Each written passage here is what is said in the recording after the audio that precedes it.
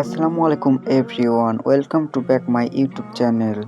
বউয়ের দেওয়া অপবাদ গল্পের ৩ নম্বর পর্ব। চলো বেশি দেরি না করে গল্প শুরু করি। আমি তাকে সবকিছু খুলে বললাম। সে কিছুক্ষণ শুনে মূর্তির মতো বসে রইল। কারো মুখে কথা নেই, শুধু নীরবতা।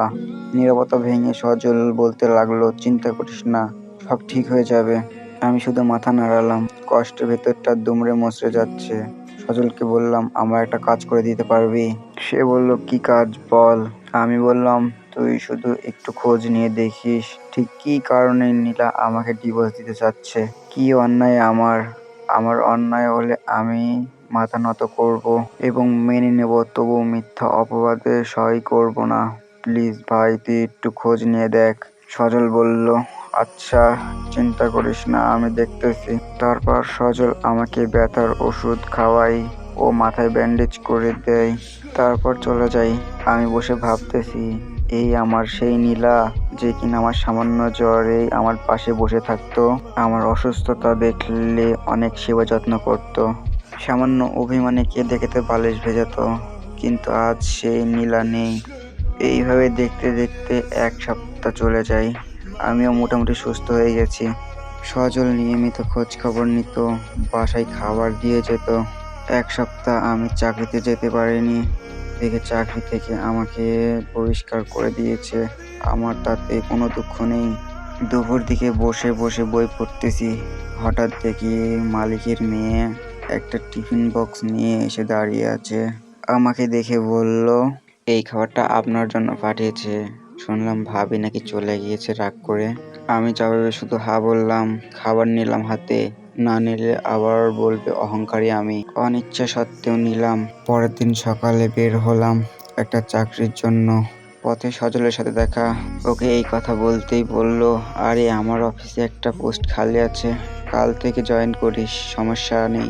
যদিও বেতন কম, তাও রাজি হয়ে গেলাম, কারণ আমার চলার মতো টাকা তো লাগবে। এইভাবে কয়েকদিন কেটে যায়।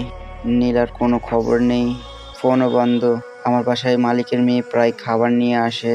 মেয়েটাকে বাধা দেওয়া সত্ত্বেও খাবার নিয়ে আসে। একদিন দুপুরে মেয়েটা খাবার নিয়ে এসে আমার পাশে বসে পড়ল। টেবিলে আমি খাচ্ছি, এমন সময় আমার শ্বশুর মশাই আসলো। খাবার টেবিলে মেয়েটাকে দেখে বলল, আমি জানতাম তোর মতো লম্পটের কারণে আমার মেয়েটা জীবনে সুখ আসবে না। একটা চলে গেছে, এখন আর একটা পেয়েছো, তুই একটা চরিত্রহীন। এই বলে একটা খাম আমার দিকে ছুঁড়ে মেরে বলল, যত তাড়াতাড়ি সই করবি তাতে তোর মঙ্গল। আমাকে কিছু বলার সুযোগ না দিয়ে হনহন করে বেরিয়ে চলে গেল। আমার সাথে থাকা মেয়েটিও অনেক লজ্জা পেল। খাবার টেবিল থেকে উঠে সোজা রুমে গিয়ে বসি। কাঁপা কাঁপা হাতে খামটা নিয়ে দেখি ডিভোর্স পেপার। আমার চোখ দিয়ে আশা শ্রাবণ বয়ে নামতেছে। স্বয়ং নীলা আমাকে ডিভোর্স লেটার পাঠিয়েছে। চিৎকার করে বলতে ইচ্ছে করছে, কি দোষ ছিল আমার, কি কারণে এমন করল নীলা। আমি বাঁচতে চাই, আমি তোমার সাথে বাঁচতে চাই, আমাকে বাঁচাও। ডিভোর্স পেপারে সই না করে সোজা বাসার নিচে যেয়ে 5 প্যাকেট সিগারেট নিয়ে আসি। এই ছাইপাশ কখনো হাত দিয়ে ধরিনি আগে, আর আজ থেকে এটা আমার নিত্যদিনের সঙ্গী। এর মধ্যেই সজল ফোন দিয়ে যা বলল, এটা শোনার জন্য মোটেও প্রস্তুত ছিলাম না। ফোনের ওপাশ থেকে সজল বলতে লাগলো, নীলা নাকি আমাকে পতিতালয়ে দেখছে, আর আমি নীলার সাথে প্রতারণা করছি, তার ভালোবাসার বিশ্বাস ভেঙেছি।